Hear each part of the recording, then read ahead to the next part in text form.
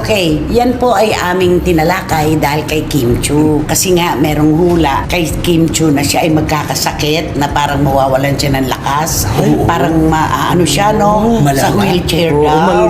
Malulumpo.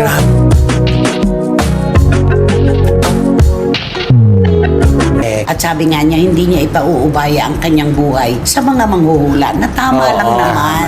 Pero kaya buti lang ang sumagot siya kasi nakakabahala kasi. Ayun. Nakikita ko. Kasi pwede manghuhula sinungaling, di ba?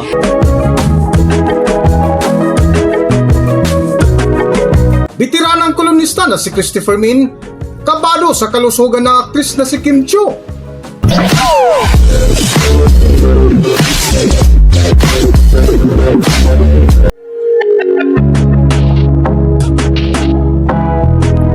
Welcome back to Philippine Celebrity Broadcast. Bago nga magtapos ang 2025 ay humabol pa sa intriga ang magkapatid na sina Kim Chiu at Lakambini Chiu na kung saan ikinagulat ng netizens ang biglang pagsampa ng kaso ng aktris na si Kim Chiu laban sa kanyang kapatid na si Lakam dahil di umano sa natuklasang anomalya sa kanilang negosyo na minamanage ng kanyang ate Lakam. Ngunit sa salubong ng taong 2026 ay isang nakakabahala ang inilabas ng isang manghuhula na si Ronnie Baldwin na kinagulat din ng bitiranang kolumnista na si Christopher Min. Okay, nako dito na tayo. Tuwing matatapos po kasi ang taon, ang mga manghuhula po ay parang mga palaka. Sumasabo sila sa ulanan, di ba? Yes. Kani-kanya talaga sila ng pagtanaw sa hinaharap ng mga personalidad, maging ng mga politiko. Correct. Diba? At saka talaga ang mahuhula talaga naglalabasan talaga sila pag ganyan. Kanya-kanya silang bersyon kung paano nila ipiplease at kung paano itatawid at ang paano mahula. nila ilalatag ang kanilang mga nakikita sa kanilang mga baraha at sa kanilang panginorin. Diba? Ganun yun eh. At saka tayo naman mga Pinoy, talaga yun ang inaabangan na natin. Pagsampa ng taon na yun, Pag-render na. Diba? Alam mo ba, may kilala akong businesswoman. Ano? Hindi siya mabubuhay nang hindi nagpapahula sa isang araw. Kasi sa kanya gabay. Ayan. Iniiwasan niya yung maaaring may lumapit na scammer, ganon. Pag sinabi ng manghuhula na, mag-ingat ka, may lalapit sa'yo, mangungutang o kaya iinganyohin ka sa isang negosyo. Kaya siya nagpapahula. Kumbaga yun ang kakambal ng kanyang breakfast. Ay, may kanya-kanya talaga eh. No? Pero din yung yung isang producer, di ba? Bago ipapalabas yung pelikula niya, di ba? Talagang tinatawag niya muna yung kaibigan niya na manghuhula. Di ba? At pagkatapos sasabihin niya doon kung ano ba yung kung anong hula mo dito, ano ba ito sa Tatagumpay ba? Tatagumpay ba ito? Maging box office ba itong pelikulang ito? At ito ba? Okay ba itong artista? Bakit ganun sila? No? Hindi, Pinapahulaan ano yan talaga, no? kani-kanyang paniniwala yan. May mga naniniwala sa hula, meron namang kumokontra. Pero wala po tayong magagawa. Respetuhan lang naman po ng kani-kanyang mundo. Yes, Diba? tama. Okay, yan po ay aming tinalakay dahil kay Kim Chiu. Kasi nga merong hula kay Kim Chiu na siya ay magkakasakit na parang mawawalan siya ng lakas. Parang ano siya, no? Malala. Sa wheelchair Oo, daw. malulumpo. Malulumpo. Grabe yung hulang yun. Oo. Siyempre, nakakatakot kaya pag mga ganyan ang hula, nakakatakot kahit naman sino naman. mag-aalala ka. Ako naman ang iniisip ko kapag ka ganun na hinuhulaan ka, laging papasok sa utak Ayan, mo yan. correct. May nanghula nga sa akin sa isang hearing ko daw. Ako daw ay babagsak, dadalhin sa ospital. Awa ng Diyos, wala namang hearing ako na inattendan na ako ay bumagsak, di ba? Ganun lang di ba?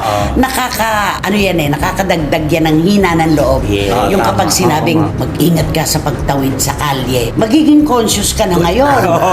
Kahit na gustong-gusto mo nang tumawid, ayaw mo. Aantayin mo talaga huling-huling sasakyan na sa dulo pa. Nasa EDSA ka. Yung sa Caloocan pa siguro yung sasakyan. Patatapos mo na yan. Diba? Nakakadagdag po yan ng inganyo ng sarili at nakakabawas ng tiwala sa sarili. Totoo. Diba? Kaya dapat pag nagpapahula ka, ano mo lang, open ka dapat sa lahat. Maging positibo, negatibo, basta alam mo yung gagawin mo, pumokos ka Mas lang. kilala mo ang iyong sarili. Ganun yun. Yung kay Kim Chiu na yan, yung sinabing malulumpo siya, parang may gusto kasing ipahiwatig na tanggalin ang lahat ng galit sa dibdib. Tanggalin ang anuman na bumabagabag sa kanya. Dahil baka doon magsimula yung stress. Correct. At alam naman natin, ang stress ang pinagmumulan ng maraming iba-ibang sakit. Sa patuloy nga ng paksa ni na Christopher Min ay binalikan nila ang pahayag ng aktres na si Kim Chiu na tila nagparinig ito at nagsalita ukol sa mga gawain ng mga manghuhula. na tila nasupalpal dito si Rudy Baldwin. Panoorin ang video. Pero anong sabi ni Kim Chu? Ay nako, ang sabi ni Kim Chunay, hindi hawak ng mga bituin ang buhay na. Totoo naman yan. Diyos lamang ang may hawak ng ating buhay. Nakadisenyo na ang ating kapalaran. Nung ipanganak pa lang tayo, alam na natin kung kailan tayo magsisimula at magwawakas para isauli ang hiram nating buhay. Ayun ang Yun ang totoo. tama. Kaya naman madalas din lang sabihin, hindi ako Diyos. Tama. Gabay lamang ito. Di ba? Ganun. Correct. At sabi nga niya, hindi niya ipauubaya ang kanyang buhay sa mga manghuhula na tama lang naman. Pero kaya buti lang ang sumagot siya kasi nakakabahala kasi. Ayun, Nakikita ko mananalo. Manghuhula nga siya.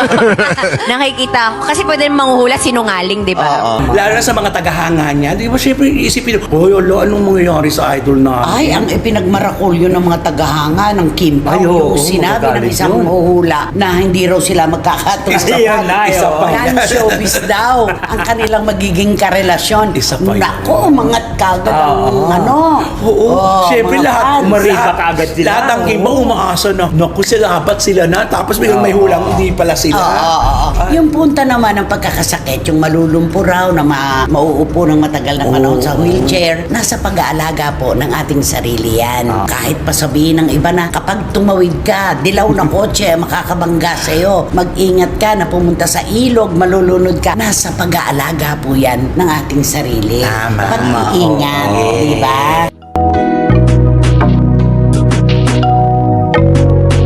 Sa dulo nga ng paksa ni na Christopher Min ay muling pinaalala nila ang ukol sa mga prediksyon ng mga manghuhula, lalo na sa mga manghuhula na madalas nakaharap ng isa sa kanyang kasama na si Romel Chica na talaga naman kakabahan ka na kung maglabas ng isang prediction ay nakakabahala. Para sa buong kwento, narito ating panoorin ang video. Kaya lang po, yung mga manghuhula kasi sabi ko nga kanina, respetuhan lang po ito ng mundo nila. Kumbaga ikaw, gaya mo, lagi mong na-interview si Mamu. Si Mamu, Bro, Escoto. Ganun lang naman yun. Maring palampasin mo, okay lang, narinig mo. Okay. Pero maraming hula ni Mamu tumutumpa. Di ba? Kaya rin nakakaano rin, nakakabahala rin na makinig ka lang. Tingnan mo ang daloy ng ano, di ba? Alam mo, si Juris Dr. Channel, nagte-text sa akin. Gusto niyang kunin sa'yo yung number ni Ay, oo. Mamu. Hula mo, sino pa hulaan niya? Sino? Si Bamboo. Kala mo naman siya. Si Bamboo. Yan. Kanino mo gustong magpahulat? Ano pahuhulaan mo kung ikaw ang lalapit? Ako, hindi kasi ako naniniwala eh. Pareho lang tayo Ayaw na ko talaga manghula hindi, ayokong sabihin yung hindi ako naniniwala. Oo. Pag sinabi kong hindi ako naniniwala, hindi ko na nire-respeto ang kanilang opisyo. oo. Ang sabihin na lang natin, hindi sila yung ating pinaghahawak ng ating buhay. Ayun. Ganun na lang, di ba? Totoo. Ikaw, ano ang hihilingin mo kung saka? Nagpapahula ka ba Di kay ba, Mamu? oo nga yun ang tanong ko sa iyo. Nagpapahula Hindi ka ako pa kay Mamu? nagpapahula. Hindi talaga. Talaga. Kasi meron kasi kung tingin na pag narinig ko na, hindi ko na matanggal sa Hindi, Ayun. totoo yan, totoo Di ba? yan. Hindi ba pagka sinabi, mag-ingat ka sa sakit na ganito, maaoperahan ka at hindi ka makaliligtas. Nasa utak mo na Oo, yun. nandun na yan palagi. Oo. Meron kasi ganun. Ay, ako ganun Giging kasi. conscious Kaya ako ka naging na. conscious lang. Kaya wala na mangyayari sa akin. Aabangan ko na lang yun. Correct. Ganun. Gaya nung kay Kim Chu, napakaliteral, ano, malulumpo. Matagal na mauupo ng wheelchair, magkakasakit. Dahil nga, meron daw siyang mga iniinda na sakit ng loob, galit, at kung ano-ano pa. Tanggalin daw yun. Maganda rin naman yun. Di ba sabi nga natin, kakasuntok lang, gasuntok lang po ang puso. Napakaliit. Kakargahan pa ba natin ng mga galit, ng mga hinampo, ng tampo? Di ba yung gano'n? Huwag na lang. Tama rin naman yun. Pero hindi naman nakakalumpo yun. Oo. Di ba? Ay, oo naman. Grabe naman yung manghula na yun. Malulumpo talaga si Kim. Mga ganyan-ganyan lang si Kim. Alam mo, sa susunod na may hulaan na yon. Kasi nagagalit siya sa mga hula. Grabe naman yun. Hindi kasi di ba? Sa ang sakit kaya no, pag sabihin nga hulaan ka, malulumpo ka. Alam mo, Parang hindi susunod naman na yun. hula, ano mahuhula, sasabihin, may isang umaharap na vlogger.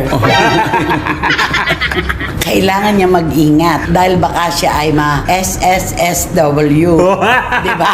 Kaya nakikita ko sa aking mga baraha, parang wala siyang ngipin. Nag-blind item. Blind item pala ng manghuhula. Yan, respetuhan lang po ng kanyang lugar, ika nga. Pero tama din naman yung kay Kim Chiu na hindi niya dapat pahawakan sa mga bituin ang kanyang kapalaran. Totoo yan. Nakadesenyo na yan ang ipanganak tayo. Totoo. Meron nga mga tao hindi naman akalain, di ba, na magiging artista Ay, pala. oo, di ba? Yun nasa palad na nila yon. Hanggang dito na lang muna ang ating video at kung nagustuhan nyo, huwag kalimutan mag-subscribe at pindutin nyo na rin ang notification bell para ma-notify kayo sa ating susunod na video. Maraming salamat!